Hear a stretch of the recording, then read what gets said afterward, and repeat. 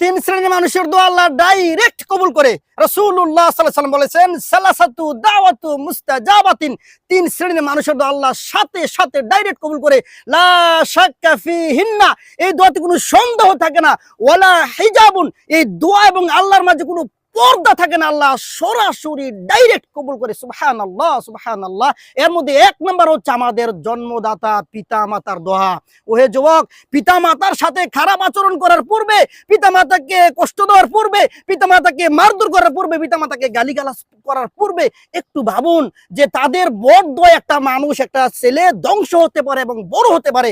অতএব পিতা মাতার সাথে খারাপ আচরণ করতে একটু চিন্তা করুন, কারণ তাদের দোয়া আল্লাহ কবুল করে, তাদের বড় দোয়া কবুল করে, ভালো দোয়া কবুল করে।